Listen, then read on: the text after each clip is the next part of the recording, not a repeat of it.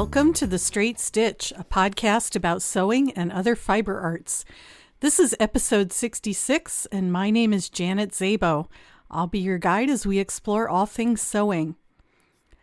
I want to thank everybody who has written or sent fan mail or other forms of feedback to let me know that you really prefer the weekly podcast episode schedule. It's gratifying to me to know that so many people tune in once a week and look forward to the podcast, so I will keep doing a weekly podcast episode. I also appreciate suggestions for guests. I will tell you that I'm a bit befuddled at the moment because I have sent out probably a dozen emails in the past month to people asking them to be guests on the show. In some cases, these were repeat emails that I sent to people that I had contacted previously who had indicated interest in being guests on the show. And when I followed up with them by email, I never get a response. So I'm wondering if maybe my emails are being blocked, but it's just very strange that out of a dozen people that I've emailed in the past month, I haven't heard from a single person. So please know that I do take your suggestions seriously, and I'm trying to contact some of these people to get them to see if they'd be interested in being guests on the show. But if nobody responds to my emails, I can't go any further. It's possible that the emails are getting blocked on their way back to me, but I check my spam folder frequently, and I've got my settings set so that I let most things through, even if I have to go through and delete a lot of trash. So keep the suggestions coming. I will keep trying to contact people. I know people are very busy, but I think, even if you don't want to do it, a simple no thank you would be the polite response. I did not get a lot of sewing done last week. For some reason, I had a good half a dozen meetings scheduled, and it was sort of good that they all kind of clustered together in the last week of the month because I got them done and out of the way. But it meant that I wasn't doing any sewing because I just had little bits of time here and there. So what I worked on mostly was a quilt project that I started about 2 weeks ago.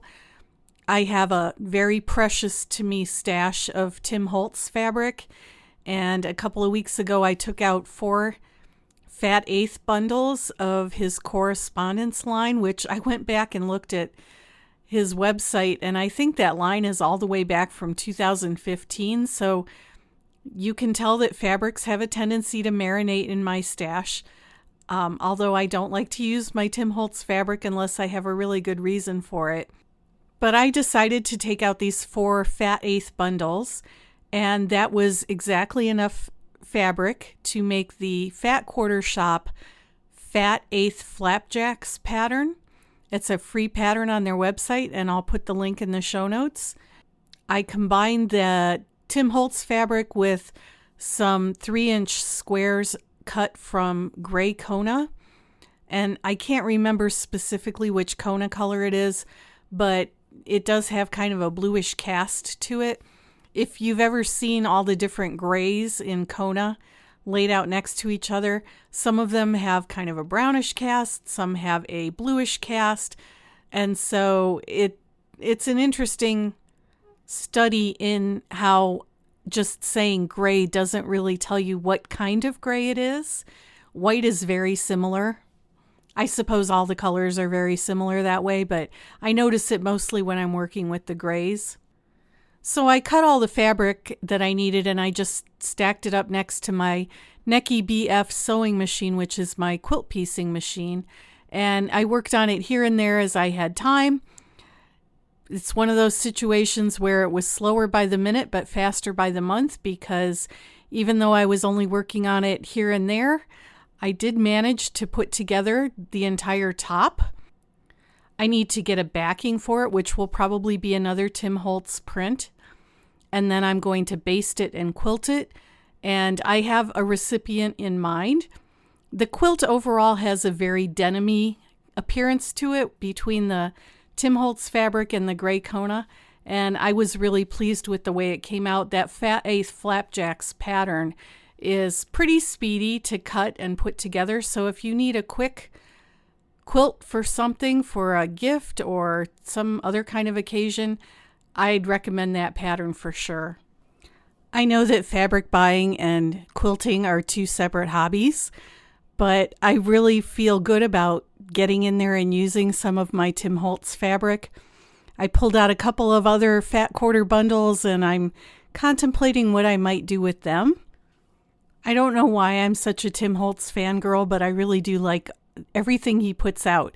His new palette collection, which is a different color every month, is just fascinating to me. I happened to pick up the pink bundle, a couple of the pink bundles when I was at the Quilting Bee in Spokane, Washington, and even though I don't think I'll pick up every single color, pink is one of my favorite colors, and I'll probably get the green and the blue and the purple.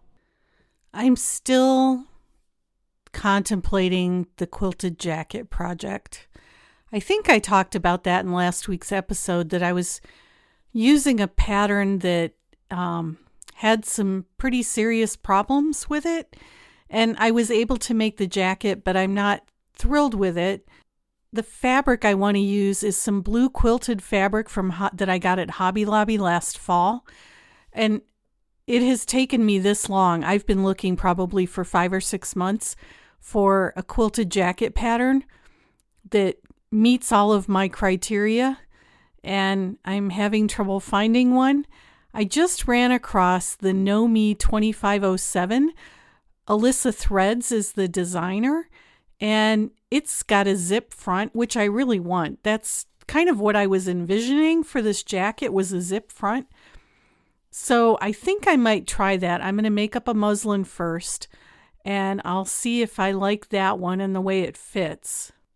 But I'd really like to get this done this spring so I could start wearing it. I don't have a lot of formal meetings or other things on the schedule this week, but I do need to work on some of my Sew Expo class handouts, so that's on the schedule for this week. Some of the classes are ones that I taught last year, so I can reuse those handouts, but some of them, like the sweater drafting class, are I don't have a handout, or I don't have an updated handout for that one. So I need to go back through my collection of handouts and see what might work and what I can cobble together that will best illustrate the concepts that I want to present in that class. Okay, I want to talk about die cutters today, and die cutters for sewing and quilting. And I'm going to mention some of the other ones, but I'm going to talk mostly about the Accuquilt cutter because that's the one that I own and the one that I know the most about. So I do know that there's a Sizzix cutter that uses dies. I know that there's a Cricut cutter, or actually several Cricut cutters. My daughter has one. She doesn't use it for sewing or quilting, but I have used that one a couple of times. I know that the Brother Scan and Cut is very popular with people. We have a lady in our sewing group, on our Thursday sewing group, that meets up at our community center. And when we make I Spy quilts or alphabet quilts, she has the file in her Scan and Cut, and she will just, as long as we give her the interfaced fabric, she will cut the alphabet letters for us. If any of you out there use any of these other brands for sewing and quilting and you want to talk about it, get in touch with me and maybe we can have you on the podcast to talk about some of the other options. I don't want to discriminate against any of the other brands, but I just don't know enough about them to talk intelligently about them. So I'm going to confine my comments today to the Accuquilt cutter. So I started out probably 10 years ago with the Accuquilt Go cutter, which is the regular sized manual cutter, and I pretty quickly outgrew it. I still have it, but I bought the Studio cutter, which is the much bigger cutter, that uses different dies. It can use the regular dies that go through the Accuquilt Go Cutter, but the Studio Cutter also has its own sets of dies. So that's probably the first question that you want to ask yourself when you're thinking about getting a die cutter is how often are you going to use it and what are you going to cut with it? I bought mine initially because I needed a way to deal with all the scraps that were building up in my cutting room. And I don't mind cutting by hand, but the thought of being able to take all of my scraps and lay them out on the die board and run it through a machine and voila, you have perfectly cut scraps. I used to read Bonnie Hunter's blog more often than I do now, and she was always using her die cutters to cut up her scraps. Once I started using the cutter, I realized that there were a lot of other things that I wanted to do with it, so that is why I graduated to the Studio Cutter. And I've been very happy with that one. Probably the die that gets used most often is the 5-inch die. I can cut 80 charm squares in one pass on the Studio Cutter because the Studio dies can take up to 10 layers of fabric and there are 8 squares on that die. So if I layer 10 layers of fabric and run it through the machine, poof, I've got 80 charm squares. Our church is, the church that I go to is a Mennonite church, and we have Mennonite Central Committee is one of our big organizations in the Mennonite Church USA, under the Mennonite Church USA umbrella, and MCC sends comforters all around the planet, all around the world to people in need, and churches will get together and make comforters. They have to fit certain guidelines, and one of the guidelines is they need to be about 60 by 80 inches. And a lot of churches will make comforters using 5-inch squares because the measurements come out perfectly and they're easy to tie. Those 5-inch squares, if you tie in the center of each square, that holds the batting in place. And it makes it really easy to get a group together. We usually have a comforter tying at the end of February every year. And one of the ladies in our church takes my bin of charm squares and makes comforter tops. And then we put them on frames and tie them. It's a community activity, and then she'll bind them and we send them off to MCC. So she just gave me back the bin yesterday. She's used up all the squares that were in it. And she asked me to cut some more. So that's one of the things on my list of things to do this week is to get my scraps out and cut a bunch of 5-inch squares for her. I'll probably end up using some of my stash because I have a very large quilting fabric stash. And a lot of the pieces are remnants that I picked up at Joann Fabrics. So they're small pieces and I'm not at all averse to cutting them up into charm squares if it means that they end up in these quilts. I should explain, if you're not familiar with an Accuquilt cutter, it's the way it works is it's a couple of rollers and the dies are very sharp strips of metal that are encased in foam so that only the cutting edge is showing. And when you lay the fabric over the die and then run it through the machine, the rollers compress the die and force the blades to cut the fabric. It does take a little bit of practice to figure out how to lay out the fabric on the dies so that you don't have a whole lot of waste. There will be some waste in most cases, but if you do it properly, you can minimize the amount of waste. And all the dies come with really good instructions on how to do that. The other dies that get used a lot in my sewing area are the strip dies. And as the name implies, they cut strips. And you can get them anywhere from, I think, 1/2 inch all the way up to, I think the largest now is 6 inches, with just about every measurement in between. I've got one that's a multi-strip cutter, so it cuts 3 different sizes of strips. And that was one of the first ones I bought because it's a die for the Accuquilt Go Cutter. It's not a studio die, but I still use it. You can use the original dies for the Accuquilt Go on the studio machine. You need some adapters, but they'll go through the machine, and I use that one a lot because I like to make strip quilts with my leftovers, and it's nice to put a piece of fabric on there and have it come out in several different widths. I also have the English paper piecing set, and I use that one pretty frequently as well. My only gripe about that one is I wish that the fabric shapes were just a smidge bigger. They say that they're 1/4 of an inch larger all around than the paper insert that you use for English paper piecing. But by the time you fold that piece of fabric around, they're really not quite a full 1/4 of an inch. And it would just be nice if they were they had a little bit bigger seam allowance. But the set is pretty comprehensive. It has lots of different shapes, and I use that one a lot. And this is a tip that I got from one of the Accuquilt instructors on their YouTube channel. If you save all of those postcards and things, the direct mail marketing postcards that come in the mail to you, those make great English paper piecing inserts. So I save those up, and every so often I'll just cut a whole bunch of them. And the dies can be used to cut things other than fabric. But for the Accuquilt, it's mostly fabric and paper. That's about it. I do have quite a few of what Accuquilt refers to as the bob dies, and bob stands for block on board. And what that means is that you can cut an entire quilt block using the die.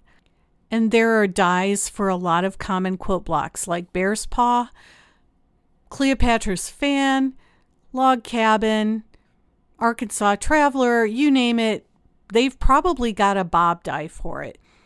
I have, 6 or 8 bob dies, but I don't use them that much because when I make quilt blocks, I tend to make the units a little bit oversized and trim them down. I found that if I cut all the pieces using the bob die and then try to sew them together, I'm not apparently a very good piecer, and my blocks come out a little bit wonky. But if you're a very accurate piecer, that's a great way to cut everything that you need for the block at the same time. The other dies that I don't tend to use quite as often are the applique dies. I just don't do a lot of machine applique. I do some wool embroidery, and I've occasionally used the dies to cut the wool pieces for doing my wool embroidery. But in terms of the machine applique, I don't use them very much. And lastly, there are some dies for projects like baby bibs or bowl cozies or cup cozies, things that the pincushion die is another one where the die cuts everything you need to make a particular craft item. So if you're making items for farmers markets or any kind of craft market, those might be the dies that you would be most interested in. So once you determine what it is you want to cut and how often, you can make a decision about which cutter you want, which brand you want, and what dies you want to use. Your second consideration, or maybe your first consideration, it just depends on what your constraints are, is going to be budget. So the studio cutters are much more expensive than the Accuquilt Go Cutter. So if you're not sure that you're going to like this or want to keep using it, it would be good to either borrow one. A lot of quilt stores have them and will let you try them out. Our quilt store, the one where I teach, gave classes on them for a while, and people were able to see them and use them in person. So besides the Accuquilt Go Cutter, which is probably their most popular model, I suspect, they also have the Go Me cutter, which is their entry-level cutter, and they say that it's ideal for beginning quilters. It's lightweight and portable. The nice thing about their dies is they really have tried to make them so that even the Go Me cutter can use the majority of the dies, because they make them narrow enough that they can go through that smaller machine. So if you really don't know if you're going to like it or not, I would start with that one. The Accuquilt Go Cutter, the one that I started out with, is the next one in their lineup. And then they have what's called the Accuquilt Go Big, and that's an electric cutter. That's the only electric cutter in their lineup. All of the other ones are hand crank models. So if that's an issue for you, where doing the hand cranking is going to cause shoulder or arm problems, you might want to consider the Accuquilt Go Big. That one's also a bit wider and can take some of the larger dies, although I don't think that they're making quite as many of those larger dies anymore.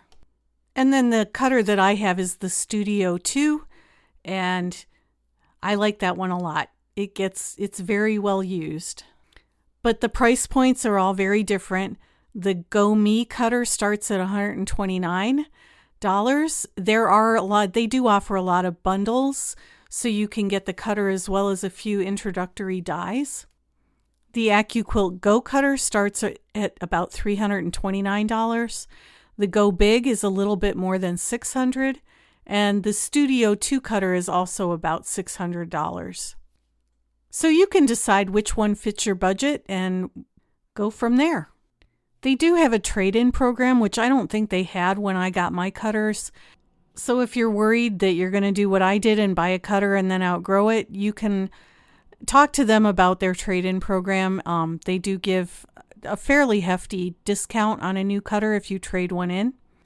Size and weight might be a consideration for you, though. We've already talked a little bit about how the electric one can alleviate your arm and hand strain from not having to do the hand crank. If you have to put your sewing supplies away and take them out again when you need them, you might want one of the more portable cutters. My Studio cutter it's out all the time. I have a table for it because I use it so much that I just like to be able to walk into that room and run some fabric through it, and poof, I have what I need. I think Accuquilt does a really good job with education and inspiration. They've got a YouTube channel. They've got a couple of really engaging YouTube hosts that host all of their videos, and they come up with all sorts of interesting projects. The website has a bunch of free tutorials, a bunch of free patterns. There are downloadable embroidery patterns to go with all of their dies that you could use for applique. They have a die to try program every month, so this is their way of kind of testing out new design possibilities, and they'll release a die to try in a limited quantity, and depending on the response to that die, it might make it into the permanent lineup or not. Around the time that I bought my Go Cutter, Accuquilt was doing their cubes, and those are sets of dies in particular sizes. So there's a 10-inch cube, a 9-inch cube, an 8-inch cube, a couple of other sizes. I think there's a 12-inch cube. And if you buy the cube, you get all of the dies to make many, many, many quilt blocks, dozens of quilt blocks, just by combining the different units. And you know that if you use all of the dies from the 8-inch box, they're all going to make an 8-inch quilt block. I've used those a couple of times, but not with any great frequency, because as I said, I like to make my units a little bit oversized and trim them down, which I suppose I could do with some of the larger cube sizes, but that's just not something that I've made a habit of. Now that I'm thinking about it, one of the things that I did do with my Go Cutter, or with my Studio Cutter, my younger daughter asked me for some reusable makeup rounds a couple years ago, and I got some cotton fleece, and I bought all of the washcloths at our dollar store in town, and I cut them all using the circle die on my studio cutter because I think I made 100 for her, and then she asked me if I could make a set for her friend. So by the time it was all said and done, I had cut 400 circles, 200 out of the cotton fleece and 200 out of the washcloths, and then I serged them together on my serger, and that worked really well. There was no way, though, that I was going to cut out 400 circles by hand, so I was really happy that I had that cutter. Accuquilt also has a custom die program, and I haven't used this, but my friend Tara did. She made a quilt for her daughter's wedding, and she needed custom dies for it, so she sketched them up. Accuquilt will walk you through the process of submitting your sketches, and you can have custom dies made for whatever you need.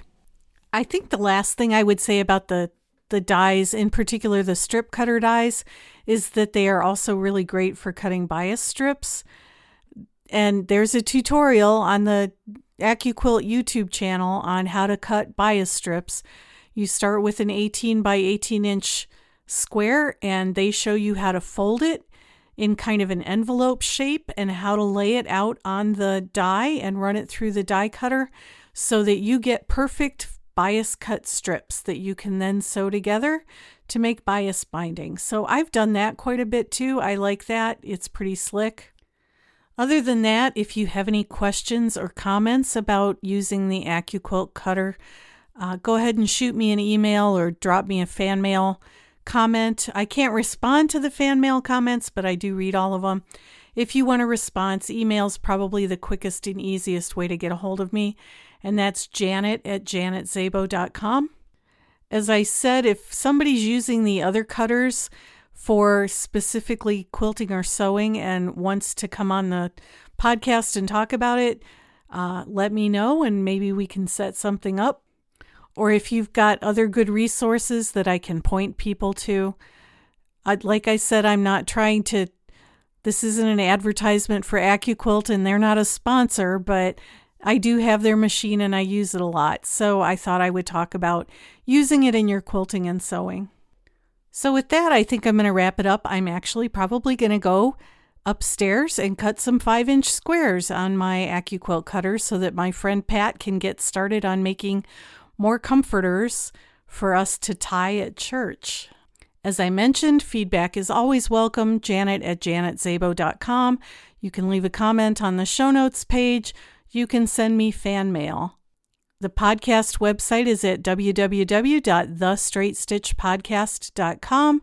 My website is www.janetzabo.com with links to my blog where you can see pictures of what I've been working on and also links to my Big Sky Knitting Designs website. So until our next episode, I hope you have a great week and that you get to go sew or maybe cut something.